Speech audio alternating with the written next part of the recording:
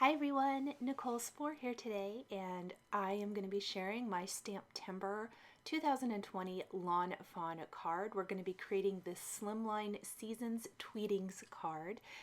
I am loving the Lawn Fawn Stamptember set. It is a big one. It's a 6x8 stamp set with coordinating dies if you want them, or you can get the stamp set on its own. I am going to be using the coordinating dies for my card today, as well as some SLIMLINE Says Stamptember exclusive release products. We're going to start with the Slimline Nested Rectangles, one of the dies from that set, to create our background for our card, which is going to instantly create the perfect size backdrop for a slimline card. We're going to do a tall and skinny one today.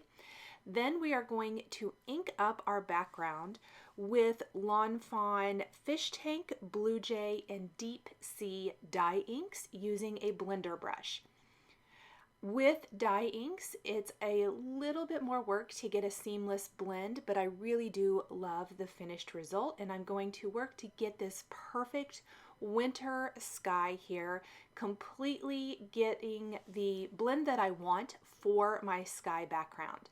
Now it does go on a little bit blotchy, but never fear with dye ink. As long as you work to blend it to the best you can, it generally will dry nice and smooth. So you'll see as we work further on through this project, it's really going to smooth out and give us the perfect winter background. We'll blend just a little bit more, and then we are going to take our background, because it is dye ink, it's going to dry really quickly, and we're going to place it in our MISTI. I've already laid out a lot of the stamps I'm going to use, plus a stencil, and it's going to give me a really good guide to know where to place my sentiments from the Season's Tweetings Stamp Set down here along the lower edge of my tall and skinny slimline card. I'm going to line up my sentiments in my MISTI, and then we are going to stamp those with a clear embossing ink. I'm using the Lawn Fawn Embossing and Watermark ink today, and embossing with Lawn Fawn White embossing powder. I'm going to use the powder bag tool here to help keep my embossing powder only on these stamped sentiments. I have two different areas that I'm going to be adding embossing powder to today. So first is the sentiment along the bottom edge of the card, which we want to do before we do anything else. And then I did want to do the fa la la la la la la la la. There's several different really cute little phrases. I think about three. There's the fa la la la la, and then the la la la, and 4 calling birds, which is adorable for a bird themed Christmas stamp set. I didn't use the 4 calling birds for this card, but I could see using it in the future because it's super, super cute. So because I have laid out the stamps I'm going to use, and I laid them on my stencil on purpose because I can just pick that whole thing up and move it to the side, it gives me an idea of where I have room to add these little sentiments. So I'm going to actually lay them out in this design before I stamp anything or add anything or even stencil my background. I can kind of move things around, lay things where I want them to go, and then I can be assured that when I have stamped and colored and die cut all of my Season's Tweetings images, that there's going to be room.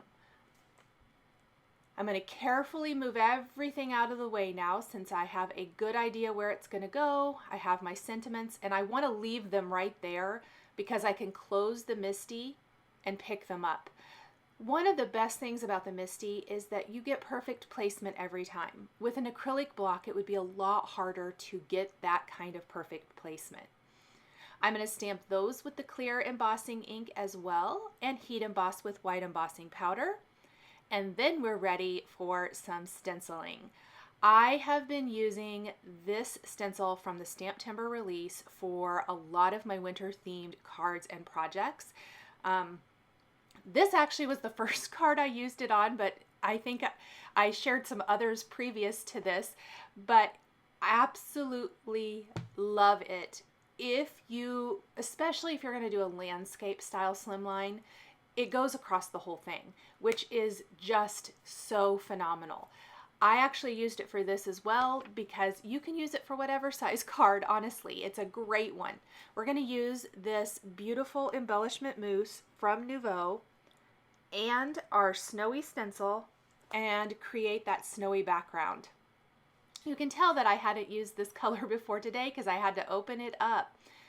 So there is what it looks like. So creamy. I'm just going to use my palette knife to kind of mix it a little bit. And then we need to, I'd set all my stamps on here. I just need to move those off. I'll get ready to stamp those here in a minute. We'll do our little coloring. But we want to place our stencil over the background and then stencil on the snow.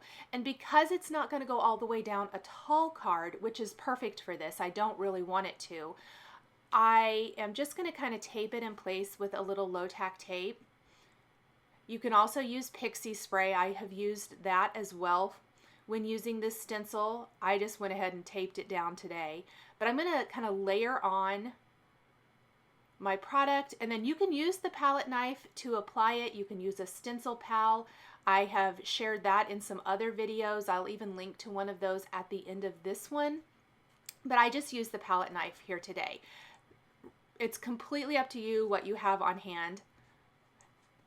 I think the stencil pal is so much easier to use just because it's a little bit bigger, but this worked too because it's a little bit finer tip, and where I didn't want it to go onto the part of the card that doesn't have the stencil, that worked well. When I peel off this stencil, look at the beautiful falling snow design.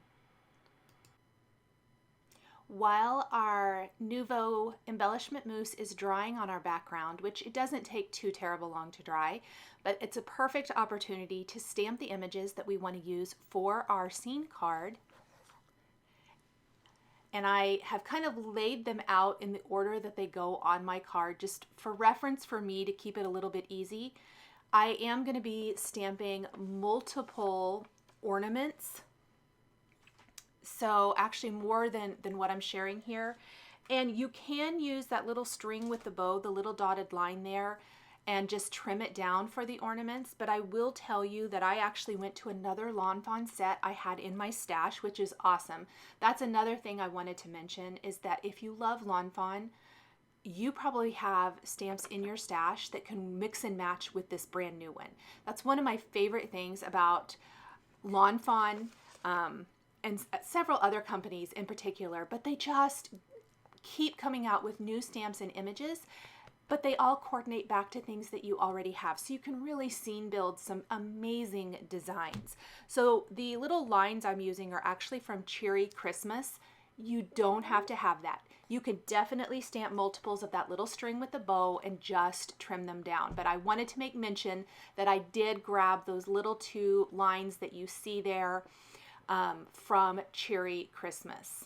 I am coloring with Copic markers today. I did stamp on some Nina Smooth White cardstock using the Lawn Fawn Jet Black ink for Copic marker coloring.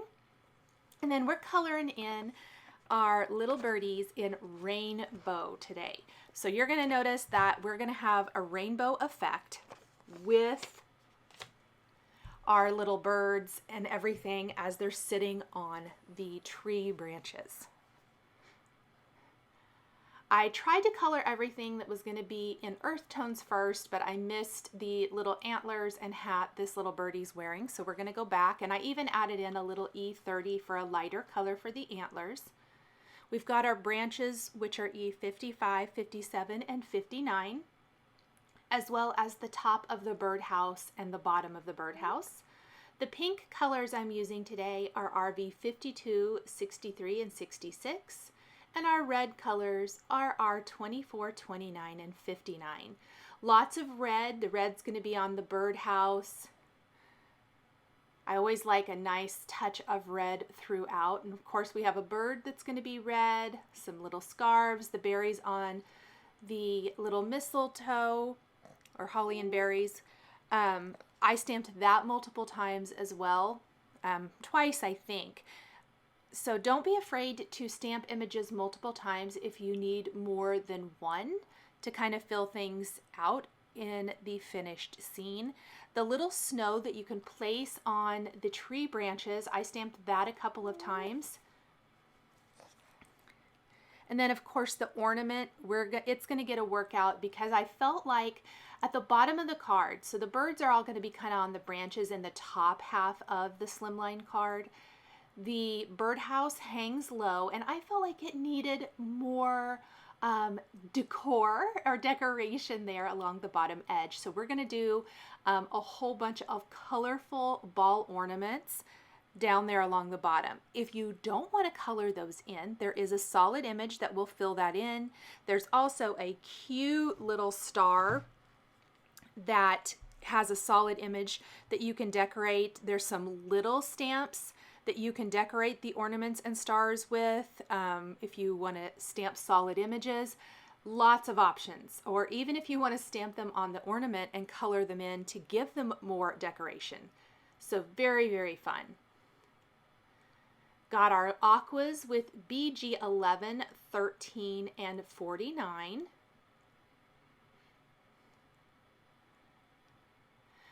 Orange is really the only color that is only on the beaks of the birds as far as the rainbow goes. I didn't do an orange bird.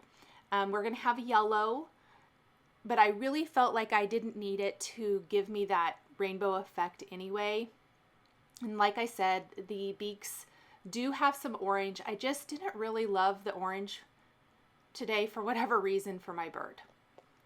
My dark blues are B14, 16, and 18. Got a little birdie there with that, and then of course a little hat. YG 21, 13, and 17 for the lime green. That's going to be this little birdie, the leaves, I think maybe even some of the accessories. I always start with a nice group of what I think I'm going to use, and I generally will have to go back and add a few things, which, as I mentioned, there's going to be multiple ornaments, not just one. More of the little berries and leaves, more of the snow. So you can always go back and add a few things when you kind of get to the end and you start putting it together and realize you might need more than what you started with. We have just a few things left to color and finish up, and then comes the magic. Like I said, today I actually did use the coordinating dies. I know I've been sharing a lot of ideas for not using the coordinating dies, masking and all of those kinds of things, but today I did. Lots and lots of little images here, and I didn't want to mask it all out. And so I did go ahead and use those coordinating dies, and there's lots of them. I did want to mention there's like some strings of lights and things in the stamp set, which are really cute. And I think those would be fun too, instead of maybe the tree branches. And you could do something super similar to this style of card. I'm going to take a white pen and just add some little white dots to cheeks. We're also going to add a little highlight to the inside of the birdhouse and to our ornaments. A little pattern play for scarves. Did a little plaid on one, a stripe on one, and some little highlights, I think, on the berries and leaves. Some little lines on his songbook and polka dots on the blue hat. So I have everything die cut here, and we're ready to put it together. I opted to give some dimension to my scene to pop up some of the elements. So you're going to see that I'm going to pop up the branches and the birds, but we're not going to pop up the birdhouse or any of the ornaments. Those little tiny thin strings for the hanging are going to be hard to add foam adhesive to, and so I opted not to add foam adhesive to those. I did start with hanging the birdhouse because I don't want to place my tree branch too low and not have room for that. And then once I'm kind of building from the bottom up, we're popping up our birds with foam adhesive, popping up our branches, the little holly and berries. We glued the snow directly to the branch itself. Look at that fun little rainbow of birdies. Aren't they cute? I just love these guys. I think they're so much fun and a great addition. If you are a Lawn Fawn fan like I am, these are such a fantastic addition to your collection.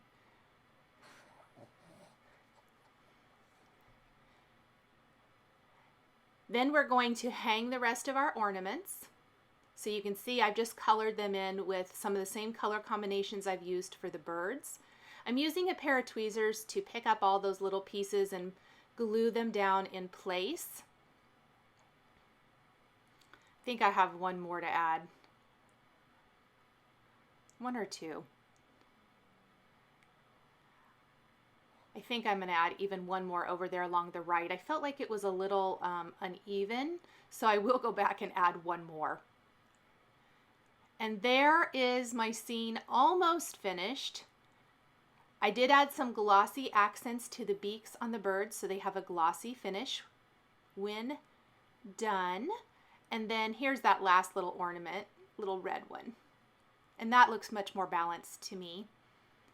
And then we're going to add some Nouveau Crystal Drops in White Blizzard to the berries and the ornaments. And unfortunately, my bottle is kind of old. It's almost empty. I need to get a new one.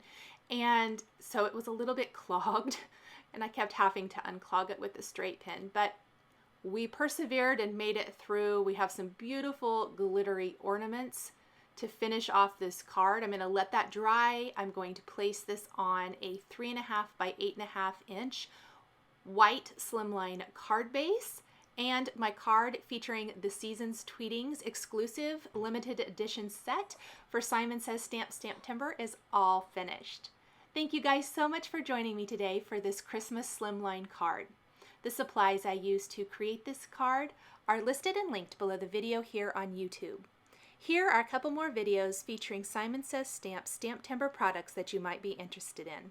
If you enjoyed this video, please give it a thumbs up and be sure to subscribe to my channel and hit that notification bell to never miss a new card making video. Thank you so much for joining me today, and we'll see you next time.